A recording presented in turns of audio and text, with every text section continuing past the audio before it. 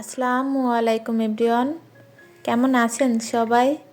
আশা করছি যে যেখান থেকে আমার ভিডিওটি দেখছেন সবাই সুস্থ এবং ভালো আছেন।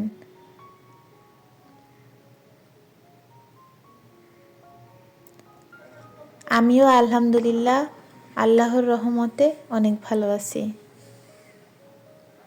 হালকা পাতলা নাস্তা করে নিচ্ছিলাম। ডিম আমার খুব অপছন্দের জিনিস, কিন্তু বাধ্য হয়ে খেতে হচ্ছে।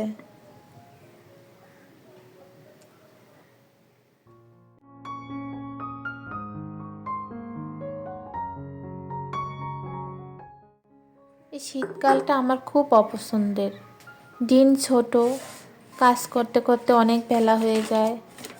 এই শীতকাল মানুষ যতই পছন্দ করুক, আমার মনে হয় এটা শুধু আরামপ্রিয় মানুষের জন্যই ঠিক আছে, যাদের কোনো কাজ করতে হয় না, বাচ্চা কাচ্চা নেই। আমাদের মতো গৃহিণীদের জন্য শীতকাল কখনোই আরামের হতে পারে না। খুব কষ্ট হয়, ঠান্ডা পানি দিয়ে ধোয়া মোছা, বাচ্চা কাচ্চা সামলানো খুব প্যারা লাগে।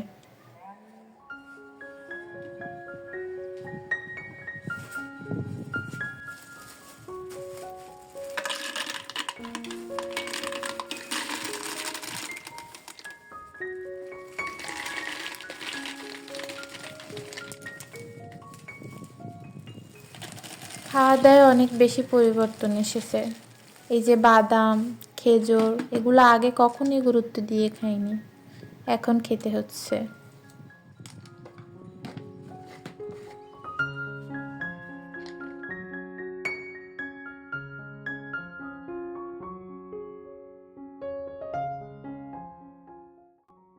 আজকে সিদ্ধ করা ছাড়াই চালতার আচার বানাবো। আমি মোটামুটি চালতা, আম, জলপাই এসব না সিদ্ধ করা ছাড়াই বানাই। সিদ্ধ করলে না আমার কাছে কেমন একটা গন্ধ লাগে, আর ফলটার যে স্বাদ নিজস্ব সেটা মনে হচ্ছে যেন নষ্ট হয়ে যায়।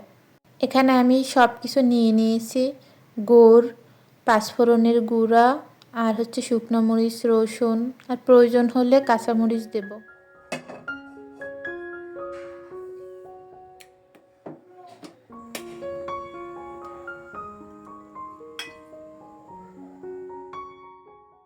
হালকা আছে একটু ঢেকে ঢেকে এটা রান্না করব, তাহলে এটা সেদ্ধ হয়ে যাবে।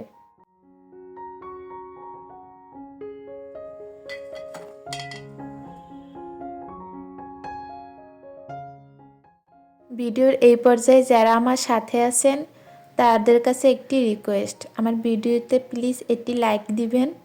আপনার একটি লাইক আমার আরও একটি ভিডিও বানানোতে অনেক বেশি উৎসাহ দেয়।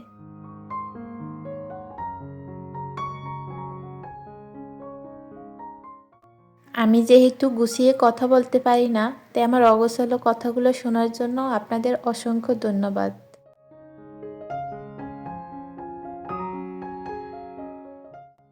গত ভিডিওতে আমি জিজ্ঞেস করেছিলাম আপুদের কাছে যে আমার ভয়েস দেওয়াটা আসলে একদম ক্লিয়ার কি না, কোনো সমস্যা আছে কি না। আপুরা আমাকে ভালোবেসে খুব ভালো সাড়া দিয়েছে, অসংখ্য ধন্যবাদ আর অনেক অনেক শুভকামনা তোমাদের জন্য।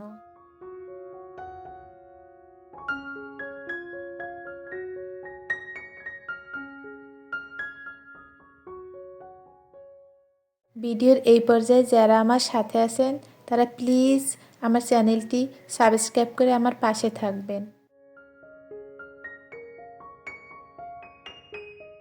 চালতার মধ্যে আমি একটু তেঁতুলও দিয়েছি, কারণ আমার এই চালতাটা বেশি টক ছিল না, আর আচার আমার একটু টক ভালো লাগে।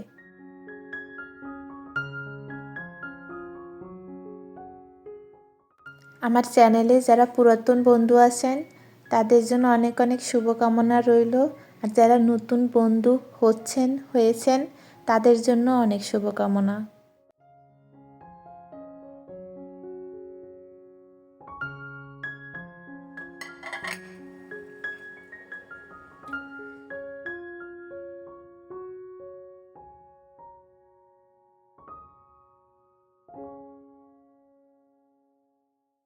এই পর্যায়ে আমি সবার কাছ থেকে বিদায় নিয়ে নিচ্ছি।